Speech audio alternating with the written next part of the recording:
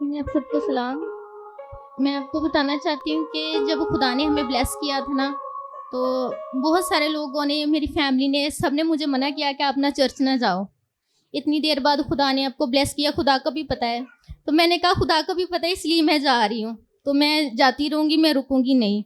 तो कह रहे थे पास्टर जी को बता दो कि मैं चर्च नहीं आऊँगी, आप बाद में चले जाना। तो मैंने कहा नहीं, मैं जाती रहूँगी, और मैं चर्च में आती भी रही हूँ। और जब हमने 2025 में मीटिंग करवाई, तब भी काफ़ी लोगों से मुझे डांट पड़ी, मुझे बातें सुनने को मिली कि लो जी सफ़र नहीं करना, ये हो जाएगा वो हो जाएगा, तो आप अभी मीटिंग नहीं करवाओ। तो मैंने कहा ये खुदा का काम है, तो ये होना ही होना और ये होकर ही रहेगा। और 2025 में हमने मीटिंग भी करवाई, तो तब डॉक्टर ने मुझे सफ़र मना किया हुआ था कि आपने सफ़र नहीं करना है। तो 3.5-4 घंटे का हमारा सफ़र है। तो मैं तब भी घर गई, मीटिंग हमने करवाई और खुदावंद के नाम को जलाल मिला, और हमारा बेटा हमारे पास है। Praise hallelujah. छोटी गवाही नहीं है।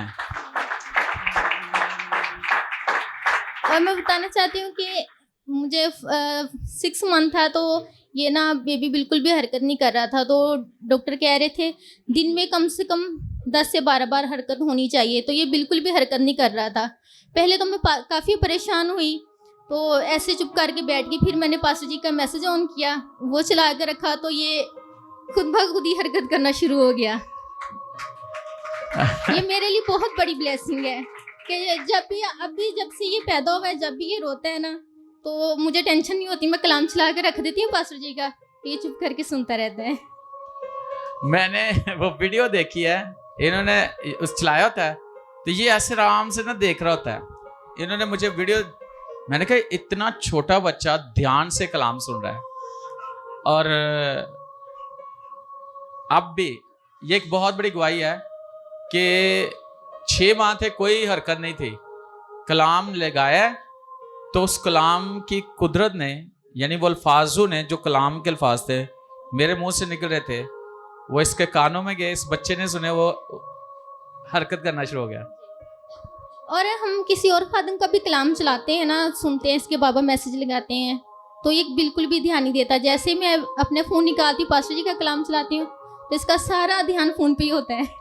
किसी ने पास्टर जी की आवाज़ ऐसे पहचानता है जैसे बच्चा अपनी माँ को पहचानता है। और असल मैंने शुरू से ही इसने मेरी आवाज सुनी है, इसलिए वो मेरी ध्यान से सुनता है, आवाज को फॉलो करता है। तो मैं आपको बताना चाहता हूँ कि इसको इस तरह ले सकते हैं कि जैसे मरियम की आवाज अलिशबा के कान में पड़ी, तो बच्चा क्या हुआ, मारे खुशी के उछल।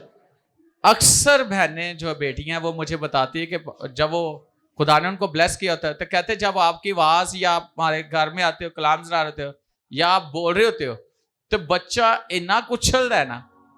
असल में ये कलाम की बात है। बच्चा मां के पेट में सुन रहा होता है, तो जो वो सुनेगा तो फिर जिंदगी भर वो ही सुनता रहेगा।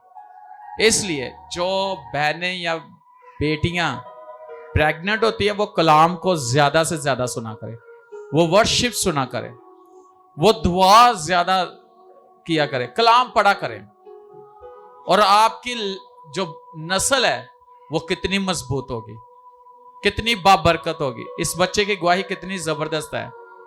तो ये सारा जलाल, सारी इज्जत हम यीशु मसीह के नाम को देते हैं।